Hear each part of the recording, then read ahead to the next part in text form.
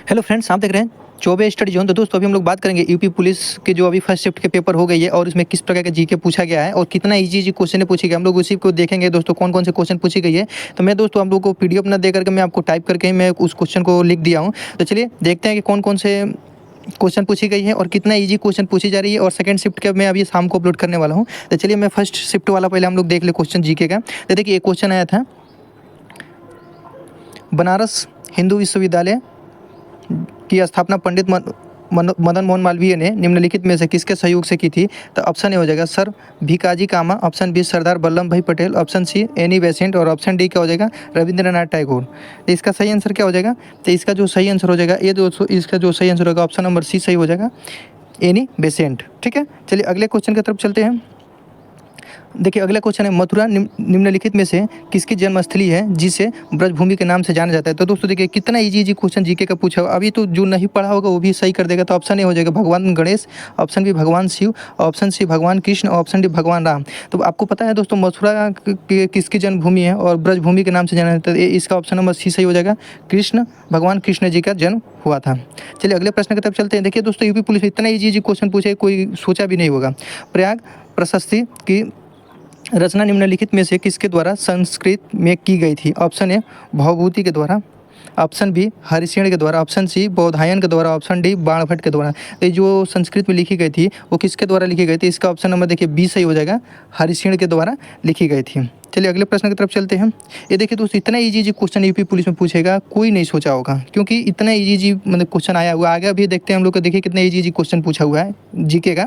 अब देखिए इसमें श्वेत प्रकाश कितने रंगों से मिलकर बना होता है। ये दोस्तों देखिए तो 5वां 6वां चैप्टर में भी क्लास में भी हम लोग का ये चैप्टर था कि श्वेत 7 रंगी वाला। तो देखिए ये कितने रंगों से मिलकर बना है। तो इसका सही आंसर हो जाएगा दोस्तों, ये भी आपको सभी लोगों को पता होगा, इसका हो जाएगा 7, यानी कि इसका ऑप्शन नंबर ए सही हो जाएगा। ठीक है, 7 रंगों से मिलकर बना। आप देखिए भारत में जनगणना संगठन के लिए सर्वोच्च पद कौन सा होता है। तो चलिए ऑप्शन ए उप रजिस्ट्रार, उप महारजिस्ट्रार, ऑप्शन बी जनगणना अधिकारी, ऑप्शन सी वरिष्ठ तकनीकी निर्देशक और ऑप्शन डी महारजिस्ट्रार और जनगणना आयुक्त भारत।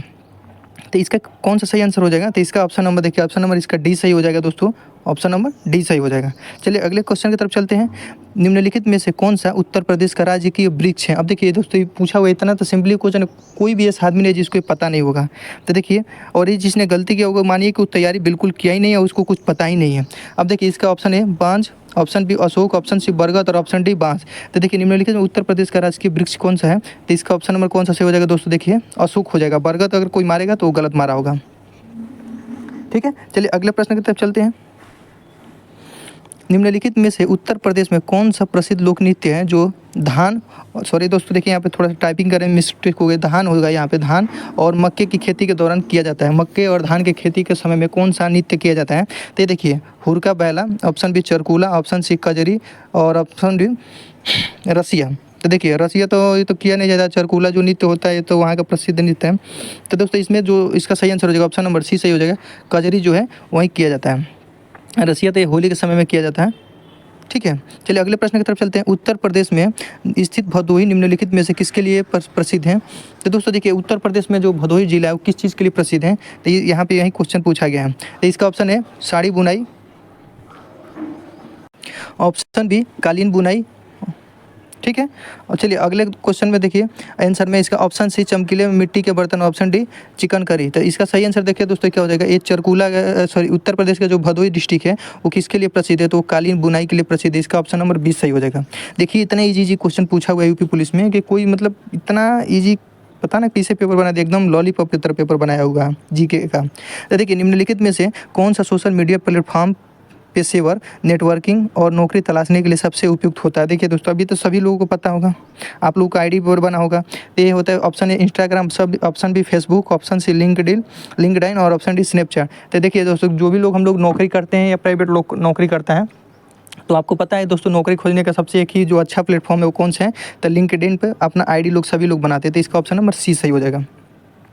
देखिए दोस्तों ये तो जो जीके जी से सभी का लगभग हमें लग रहा है कि पूरे बहुत सारे लोग सही किए होंगे।